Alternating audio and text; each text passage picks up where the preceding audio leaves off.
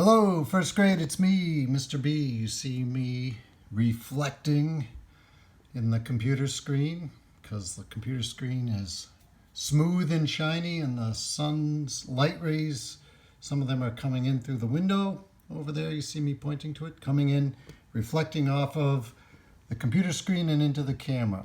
Just a quick review of the science of light. But today, right now, we are actually going to watch a reading of a book about one of the great Wisconsin leaders of all time, former governor, which means he was the leader of the state, and a U.S. senator from Wisconsin, and the founder of Earth Day. His name was Gaylord Nelson. This book was written by his daughter about, and her purpose was to teach us about Gaylord Nelson's life and how he came to start Earth Day and help start the environmental movement, the tradition of people caring for and taking care of our earth and our environment. So the book is going to be read to us on the video. So here we go.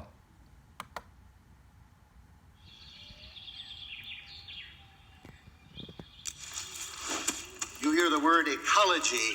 That's a big science, not a narrow one. It's a big concept. And it is concerned with all the ramifications of all the relationships of all living creatures to each other and their environment. This is me with my father. My name is Tia Nelson, and my dad was Gaylord Nelson. He is known as the father of Earth Day, a vision he had for teachers all across the country to talk about the environment. Maybe you've heard of Earth Day.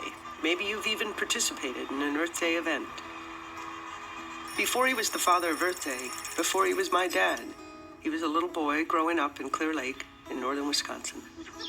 He loved spending time outdoors, exploring the forests, lakes, and streams of the region. Nature was his playground.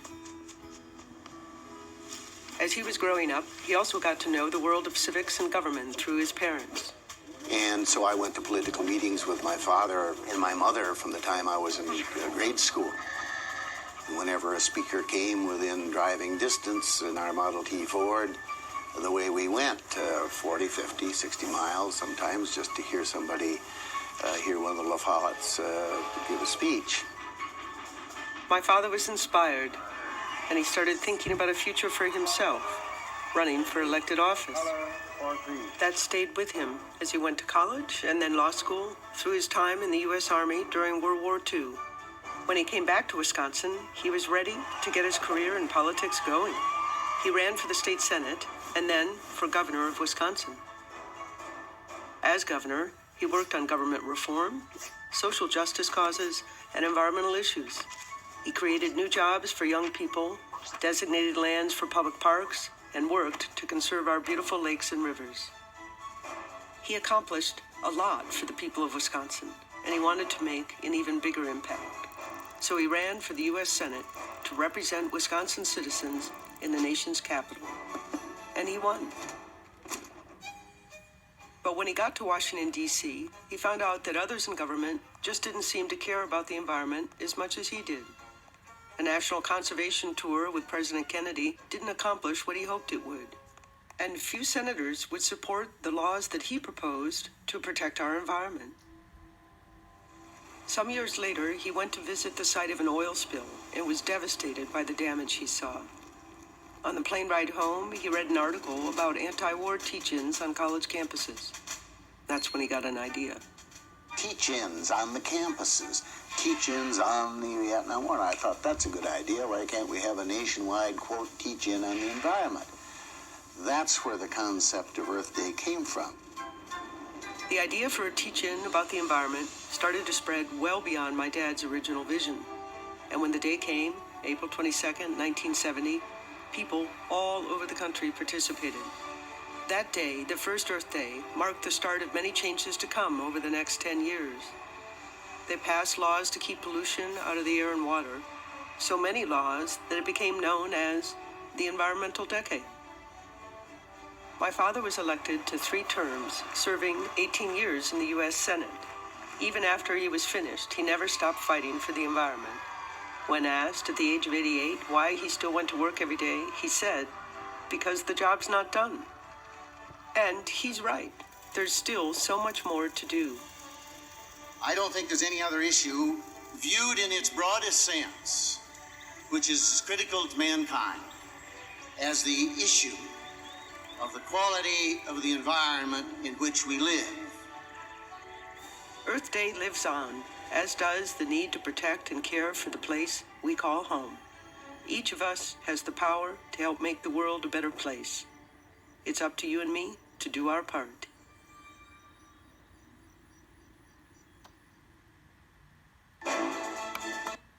Amen. So, I hope you enjoyed that book about Gaylord Nelson, and I hope you learned a little bit about his story, how he became one of the leaders of Earth Day. And I'm just going back to try to identify some cause and effect relationships. So, for example, the story starts out pretty early on where it talks about how Gaylord Nelson grew up in northern Wisconsin in the woods and playing in the lakes and seeing the wildlife. And then it talks about how he used to go to meetings with his parents where they would talk about issues around their community. And so he would hear, there he is peeking over the table, he would hear the discussions his mom and dad were having. And he grew up in the woods and he cared about the woods. So that type of,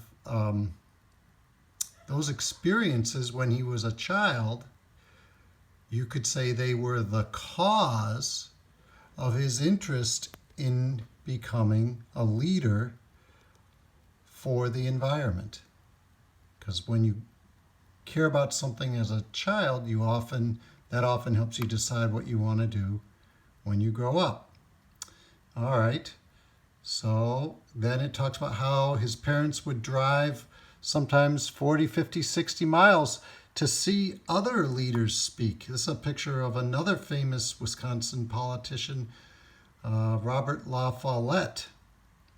He actually ran for president, wasn't elected, but he ran a little over 100 years ago.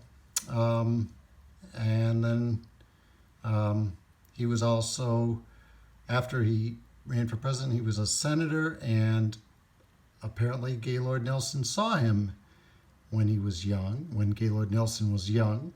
So seeing La Follette and other leaders caused Gaylord Nelson to want to become a leader of his own.